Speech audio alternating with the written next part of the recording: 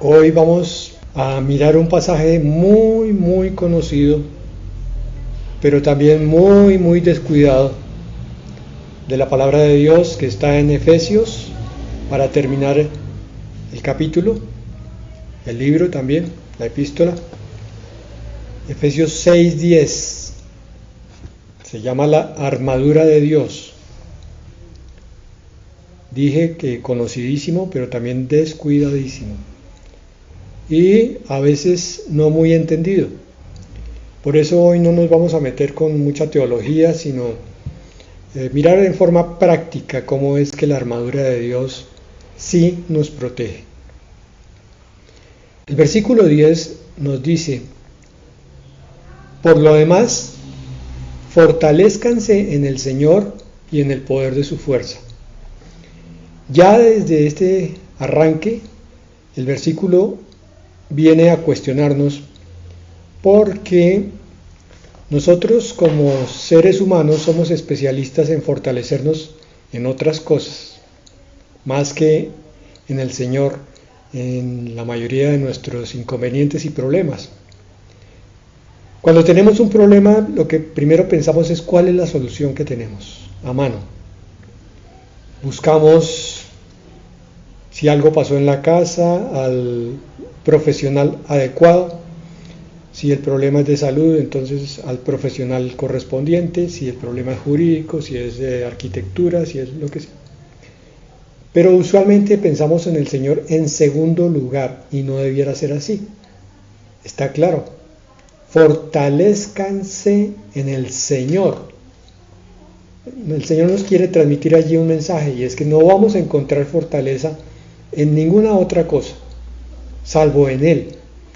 Lo que deberíamos hacer cuando se presente el problema es acudir a Él y decirle: Señor, tú sabes que nosotros somos débiles, que no alcanzamos a visualizar la complejidad de este problema, Señor, pero que necesitamos una solución, y más que eso, fortaleza para soportar el momento. Venimos a ti, Señor, para fortalecernos en ti. Cuando yo estoy orando eso, estoy diciéndole: Señor, es con tu fuerza, no con la mía, pero eres tú el que tiene que abrir las puertas que yo no puedo abrir, porque seguramente me voy a encontrar con obstáculos. Por eso la fortaleza del Señor es imprescindible. ¿Y en qué me voy a fortalecer?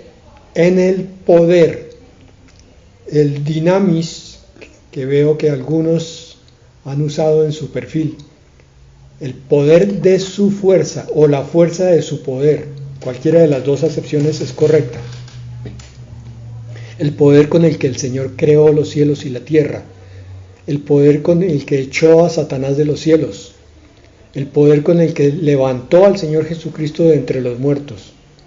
Ese poder está a tu disposición porque el Señor mora en tu corazón, y se trata de ser consciente de esa vivencia que Dios quiso hacer, a diferencia del pacto antiguo, del Antiguo Testamento, donde el Señor ordenaba que se le hicieran altares y santuarios. Ahora nosotros somos el templo de Dios, y es allí donde Él mora, y es allí donde se va a manifestar. Si Dios hizo tantas hermosuras, tantas cosas tan majestuosas, ¿qué no hará en el corazón de aquel que le cree? Fortalézcanse en el Señor y en el poder de su fuerza. ¿Cómo se gozará el Señor si tú te grabas al menos esa parte de ese versículo? Fortalézcanse en el Señor y en el poder de su fuerza. Pero no solo eso, sino que además nos va a dar una orden de vestirnos de una forma especial, que es lo que más se nos olvida de toda esta enseñanza. Es la parte más crítica: ponernos la armadura de Dios. Versículo 11: revístanse con toda la armadura de Dios para que puedan estar firmes contra las insidias o acechanzas del diablo. Es decir, sobre lo que ya son, pónganse algo más. Y entonces Pablo usa aquí un ejemplo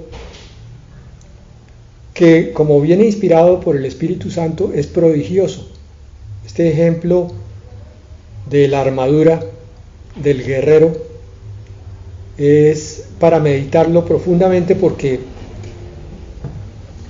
si lo logramos aplicar en cada uno de nuestros problemas, muchísimos de ellos van a ser simplemente una molestia y los otros van a ser una causa de fortalecimiento. Entonces, fortalécete, hermano, en el poder de Dios y revístete de su armadura, que a continuación nos explica por qué. Versículo 12. Porque nuestra lucha no es contra sangre y carne, lo cual podría ser también tomado de esta manera. Tu lucha no es ni contra tu vecino, ni tu pareja, ni tus hijos, ni tus padres, nadie, ni tus jefes, ni tus compañeros de empleo, nadie de eso. Tu lucha no es contra hombres, sino contra principados, contra potestades, contra los poderes de este mundo de tinieblas, contra las fuerzas espirituales de maldad en las regiones celestes. Estoy leyendo la Nueva Biblia Latinoamericana, que cambia cierta colocación de las palabras, pero que el sentido es muy similar al de Reina Valera del 60. Entonces, nos decía aquí que cuando tú tengas un conflicto con alguien, de la clase que sea el conflicto y de la clase que sea la persona, por el amor de Dios, que lo primero que se te venga a la visión espiritual y mental sea la de que no estás luchando contra un ser biológico, sino que ese ser biológico que tienes al frente está siendo controlado, manejado, como un títere muchas veces inclusive, por entidades espirituales desde Lucifer o Satanás para abajo, lo cual incluye hasta los demonios, que son las categorías más inferiores. Aquí está hablando de una jerarquía o de una organización militar. El principado está encima de los poderes o potestades. Los gobernantes están por debajo, porque Satanás va destinando de sus personajes oscuros conforme al trabajo que él necesita hacer. Entonces las ciudades, por ejemplo, las naciones tienen gobernantes, y los gobernantes tienen poder sobre los demonios. Los demonios son los que atacan directamente, la mayoría de las veces, a los seres humanos, tanto externa como internamente, y a los hijos de Dios externamente. Vienen a influirles el pensamiento, a provocarles enfermedades, lo que pasó con Job, a provocarles tragedias, muertes familiares y otro tipo de cosas que desestabilizan al cristiano cuando no está consciente de a qué se está enfrentando. Insisto, tú no te enfrentas contra hombres, sino contra poderes de la oscuridad que manejan a los hombres y a las circunstancias. Por tanto, dice el versículo 13, como la lucha no es carnal, no es biológica, no es contra seres humanos, por tanto, tienes que ponerte algo especial. Tienes que usar algo espiritual, algo sobrenatural. Por tanto, tomen toda la armadura de Dios, no una parte, toda. Así como el soldado antiguamente no salía sin la espada, sin el casco, sin el escudo, así tú cuando salgas a una batalla, cuando veas que estás en una batalla, en un conflicto, en una prueba, ponte inmediatamente el uniforme del cielo, que es el que nos va a describir más adelante. ¿Por qué este uniforme de guerrero? Porque tenemos una lucha espiritual. Porque la vida cristiana no es una vida tranquila, no es una vida de prosperidad y de sanidad solamente. También pero principalmente es una vida de batalla contra esos poderes que quieren convencerte a ti de que estás lleno de pereza, lleno de indiferencia, lleno de incapacidades, que tú no tienes ningún don, que no puedes servir a Dios, que no conoces la Escritura, que no sabes cómo contestar una pregunta capciosa de parte de un incrédulo. Todo eso lo coloca y lo maneja Satanás y sus huestes, para que el cristiano sea un ser desvalido, según Satanás, un ser inutilizado. Él no dice inútil, sino inutilizado, porque él sabe el gran poder que el cristiano puede llegar a desplegar. ¿Cuál poder? Pues el que vimos en el versículo 10, el poder de Dios, el mismo poder de Dios en acción a través de nosotros. Te lo digo, el poder que fluye a través de ti para que no caigas en vanagloria, el poder que va a operar en milagros, en sanidades, en guerras espirituales. Satanás quiere convencerte de que tú no tienes capacidades, que no tienes soluciones y que no tienes poder. Pero la palabra dice otra cosa. Es más, la palabra viene a probarte y a mostrarte cómo es que obra ese poder. Y aquí está desplegando la armadura de Dios para mostrarnos el poder de Dios en acción. La pregunta es, ¿a quién le vamos a creer más? ¿A Satanás, que dice que somos inútiles, que somos incapaces, que solamente tenemos que enfrentarnos y salir corriendo? ¿O por lo menos, si acaso, quedarnos calladitos y no hacer nada? ¿O la palabra de Dios, que dice que tenemos muchas herramientas que no son de este mundo, herramientas que son espirituales? La armadura de Dios es una de ellas. Por tanto, tomen toda la armadura de Dios para que puedan resistir en el día malo. La armadura es para resistir el ataque, la prueba. Es que se enfermó mi esposo, mi esposa. Sí, hermano, se enfermó, pero es que Satanás sí va a provocar al médico para que te dé un diagnóstico bastante oscuro, para que diga las cosas que podría decir con más suavidad, de una forma que te va a dejar a ti sin piso. Y si vas a visitar a tu esposa y necesitas movilizarte, entonces el conductor del vehículo que te trae o te lleva va a decirte también una cantidad de cosas que te van a hacer pensar que estás en una amenaza terrible. Entonces, ante todas las pruebas, acostúmbrate, disciplínate como soldado que eres a ponerte el uniforme. ¿Ustedes han visto cristianos sin Biblia?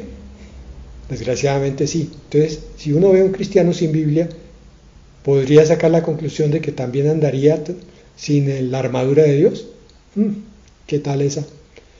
Vamos a ver, sé que ya conocen el pasaje, pero sé que también han considerado esto desde muchas perspectivas. Versículo 14. Para estar firmes, entonces, decía arriba y vuelve y lo dice aquí, estén pues firmes, como soldados, firmes sobre sus pies, firmes resistiendo y manteniéndose, ceñida su cintura con la verdad, revestidos con la coraza de justicia. El cinturón de la verdad es esa herramienta que tú usas cuando siempre dices, aunque te cueste mucho, la verdad y nunca la mentira.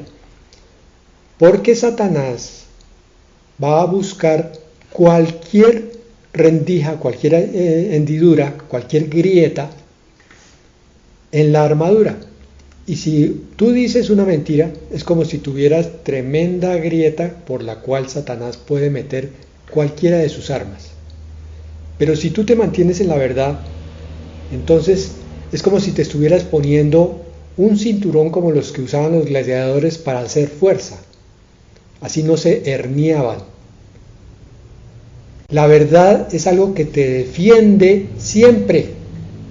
Nunca creas que la verdad tiene un precio. La verdad es de Dios. Por tanto, el precio es sobrenatural si le quieres ver desde ese punto de vista. Pero no en el sentido de que si tú dices la verdad, entonces te toca pagar un precio. Porque cuando te pones el cinturón de la verdad, el Señor inmediatamente te protege. Porque Dios es Dios de verdad, lo mismo que es Dios de justicia. Por eso dice coraza de la justicia. La coraza está cubriendo los órganos vitales, el corazón principalmente, allí donde están los sentimientos. Ceñido con la verdad y protegido con la justicia, o sea, con lo correcto que tú haces cada día, en cada momento, y por pequeño que sea, lo haces como para Dios. Eso ya está revistiéndote a ti del poder con el cual Dios se va a manifestar a través de ti en la circunstancia complicada que tienes. El propósito de esto es no permitir que las espadas entren a hacer daño, las espadas enemigas, en los sitios más vulnerables del ser, el corazón, y donde está el aire para la respiración, donde mora el Espíritu Santo, el neuma. Cuando estás vestido así, estás íntimamente ligado a tu Señor, el que mora en tu corazón.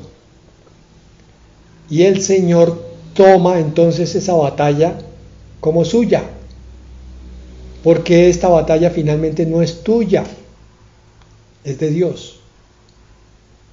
Por eso te pide que te revistas como para Él. Calzados los pies con la preparación para anunciar el Evangelio de la paz.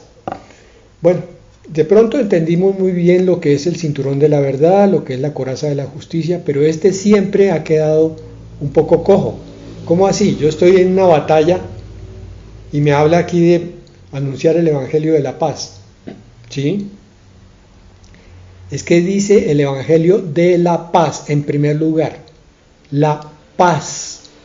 A Satanás tú no le puedes hablar de paz, pero a tu enemigo biológico que está al frente, sí le puedes demostrar que tú no le quieres hacer daño, que si él quiere venirte a hacer daño, es cosa de él, pero que tú vas a optar en lo posible por la paz. Por eso es que la armadura es más que todo defensiva, no es tanto ofensiva como piensan algunos. No es para atacar, sino para defender. ¿Qué es lo que hace el Evangelio de la paz?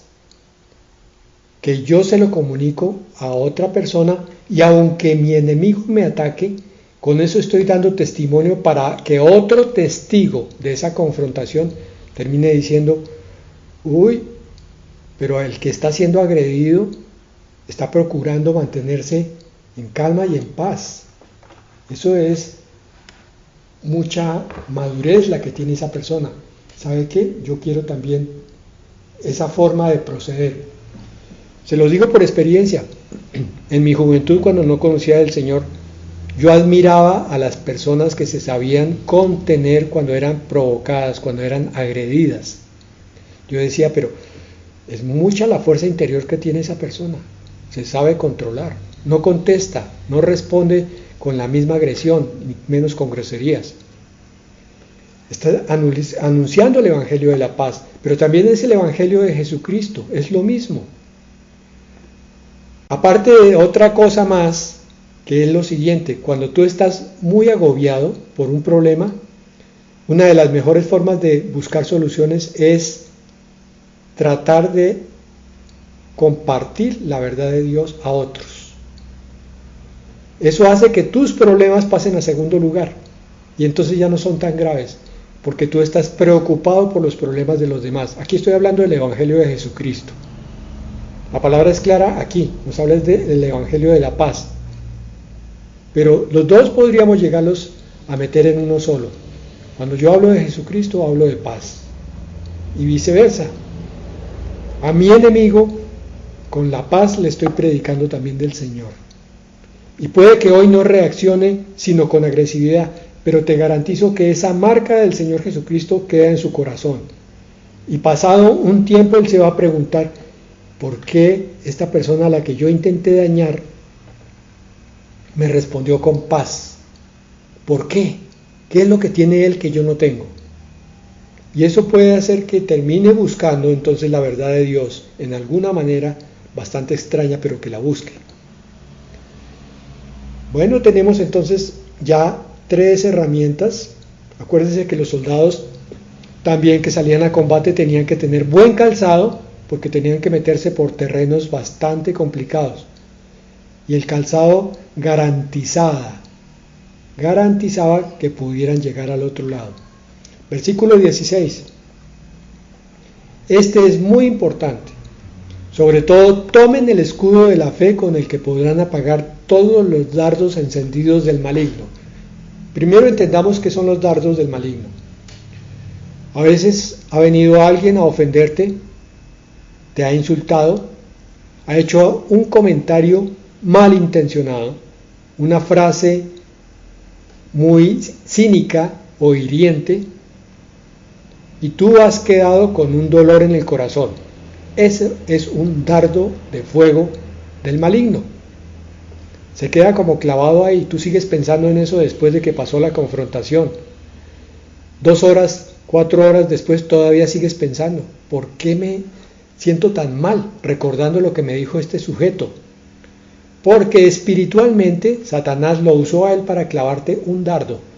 La persona te mandó un comentario, pero espiritualmente te venía con ese comentario un dardo. ¿Cómo se rechaza ese dardo de fuego que quema, que arde, que duele? Con el escudo de la fe. Y mis hermanitos que son tan juiciosos ya se han debido grabar los 3 sentidos de la palabra fe, en griego pistis: fe como certeza, fe como confianza y fe como fidelidad. Aquí son los 3. Tomen el escudo de la certeza que están en el camino de la verdad. Están absolutamente convencidos de que el Señor Jesucristo es el camino, la verdad y la vida hacia el Padre. Eso es certeza como fe. Ahora, confianza como fe. El escudo por el cual tú confíes en que Dios te va a sacar adelante de este momento amargo y que todo obra para bien, que este momento el Señor lo va a convertir en bendición. Eso es confianza. Por tanto, tú te estás escudando de lo que Satanás te está mandando. Te está diciendo, es que usted no sabe lo que yo voy a hacer con usted. Entonces uno saca el escudo de la fe y dice, ¿y qué? Mi guardador es mi Dios. ¿A quién temeré? Yo confío en Él. Y la fe como fidelidad también es un escudo, porque cuando tú te mantienes en los caminos del Señor sin retroceder, eso hace que Satanás cada vez sea más débil en sus ataques, porque sabe que tú estás creciendo. La fidelidad trae madurez y la madurez trae fortaleza y crecimiento. Con esas 3 acepciones es que se apagan esos dardos del enemigo. Versículo 17. Tomen también el casco de la salvación. Tampoco lo entiendo muy bien, ¿cómo es eso? El casco es el que protege la cabeza. La cabeza es la que tiene el cerebro y el cerebro es el que piensa. Por tanto, con el casco estás protegiendo tus pensamientos a nivel espiritual. Y si además estás consciente de que eres un hijo de Dios porque has sido salvo por la sangre y la muerte de Jesucristo en la cruz, entonces sabes que Satanás está vencido. El casco te protege porque te da certeza de que tú tienes una vida eterna y que Satanás va rumbo al infierno, va a ser castigado finalmente y que lo que ahora existe como ataque va a pasar, porque el Señor es el que va a ganar la batalla contra el diablo. Ese es el casco de la salvación. La espada del Espíritu es el único de este uniforme, la única parte que es ofensiva, pero no ofensiva en el sentido de dejar mal herido al enemigo biológico o humano, Tú le contestaste con la palabra, con el propósito de darle por la cabeza con la Biblia. No, hermano. Sino sacar corriendo al Satanás o al demonio que está manejando la vida de ese que te está ofendiendo. Con la palabra de Dios, como lo hizo el Señor Jesucristo en el desierto. Tú le dices, está escrito tal cosa. Para eso tienes un problema, y es que tienes que saber manejar la espada. Los guerreros se entrenaban en el manejo de dos cosas principalmente: la espada y el escudo. O sea, la fe y la palabra de Dios, dice aquí. Eran ejercicios continuos, ejercicios de espadachines contra un maestro que lo iba adiestrando a uno en el manejo de la espada. Eso es lo que hacemos aquí, mis hermanos. Enseñarnos cómo es que el poder de la palabra de Dios nos defiende del enemigo. Si yo le digo al diablo, tengo el casco de la salvación, el diablo no me puede atacar con respecto a que yo me voy a perder o que voy a estar en un error, porque la palabra de Dios es clara con respecto a eso. Y si lo digo, está escrito, Satanás, que tú vas rumbo al infierno, vas a ser juzgado, entonces Satanás entiende que yo estoy creyendo desde el principio de la salvación hasta la culminación, que es la vida eterna. Este es uno de los momentos que más busca Satanás evitar como confrontación, que es el que se le pare al frente un cristiano que sepa usar la palabra de Dios, que sepa defenderse con la fe y que sepa hablar lo que es la verdad y obrar con justicia. Satanás huye de ahí porque sabe que tiene todo perdido, porque sabe que el Señor Dios se va a manifestar a través de ese creyente que está bien preparado. Entonces el poder de Dios va a caer sobre los ángeles satánicos. Y este pasaje termina con dos cosas, hablando de la oración, porque miren que no todo es palabra,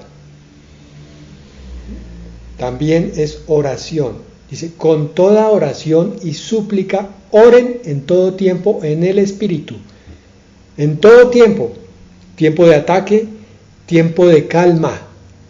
Si no hay en este momento nada por lo cual preocuparse, preocúpate por orar. Y así velen con toda perseverancia. Hablábamos de persistir como fidelidad, como fe, y súplica por todos los santos. Entonces aquí se trata de pedir los unos por los otros. Ay, hermano, mire que es que yo tengo un ataque en este momento, un ataque económico. Listo, hermano, vamos a orar por usted. Que el otro dijo, es que yo estoy enfermo de tal. Listo, hermano, vamos a orar por usted. Es muy triste que en un grupo, por ejemplo, de 40 personas, solamente oren a veces ni 10. Porque se supone que hoy oramos por los que están necesitados, y aquellos que están necesitados hoy, cuando estén bien, van a orar por nosotros cuando tengamos necesidad. Es los unos por los otros. Así dice, velen con toda perseverancia y súplica por todos los santos. Señor, te pido por los hermanos que en este momento están en batalla espiritual, que están sufriendo la persecución de Satanás, que están siendo molestados por los demonios. Padre, levántate con fuerza y dales convicción de batalla, convicción de armadura, convicción de oración a ellos también, y a nosotros todavía más por ellos, para que ellos oren después por nosotros. Y es lo que dice aquí entonces en el versículo 19, oren también por mí. Yo, que soy su pastor, dice Pablo, necesito de su oración. ¿Para qué? Para que me sea dada palabra al abrir mi boca, para que lo que yo diga sea solamente de Dios, a fin de dar a conocer sin temor el misterio del Evangelio. Sí, nosotros, los siervos del Señor, también tenemos a veces temor de hablar. ¿Cuál temor de hablar? Sí, hermano, sencillo. Cuando hay que decir las cosas claramente, uno ya sabe que van a sonar duras. Las dijo muy duro, pastor. No que gritó, sino que fue muy cruel, no tuvo compasión, no tuvo amor. Eso produce temor, es un ataque de Satanás. Entonces uno dice, Señor, dame la valentía para hablar lo que tengo que hablar, lo que tú me mandas a hablar. Gústele a quien le guste y moléstese quien se moleste. Pero yo tengo que darte cuentas a ti, Señor. Por eso dame valor, por encima de mi temor. Y entonces, ¿qué mejor que la congregación?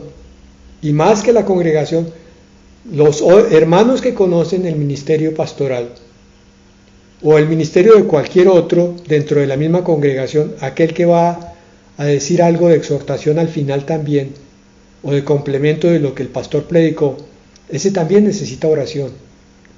Hermanos, oramos unos por otros para que hablemos siempre en nombre del Señor y con su palabra, porque Satanás va a provocar continuamente que se coloquen obstáculos de toda clase en contra de la verdadera palabra de Dios y termine predicándose mitad verdad y mitad mentira.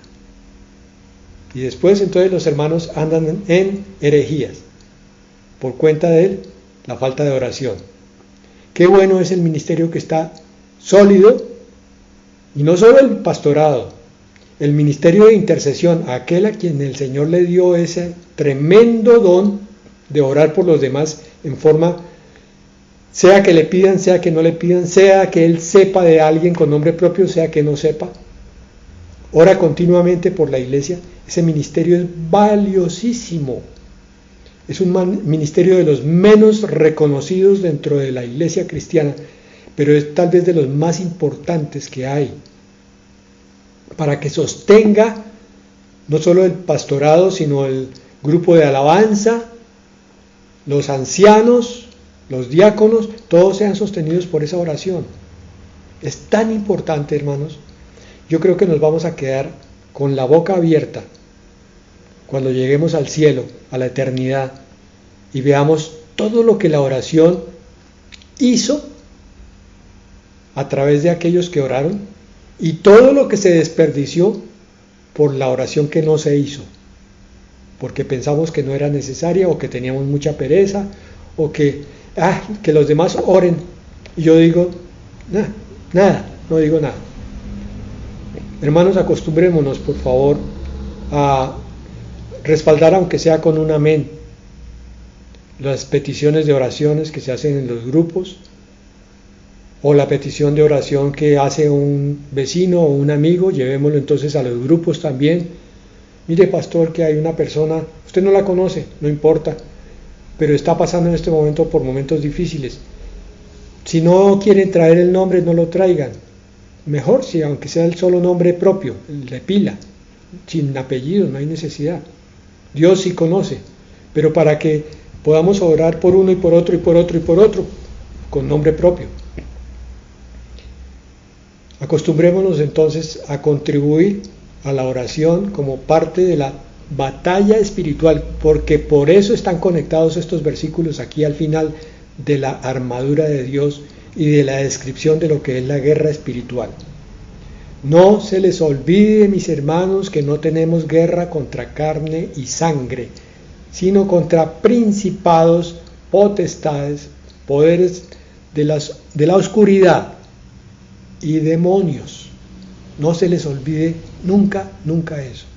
Y si se sienten abatidos por esa guerra, pidan ayuda. Para eso es que somos iglesia, para eso es que nos congregamos, para apoyar los unos a los otros y buscar el apoyo definitivo de nuestro Padre Celestial. Amén y amén.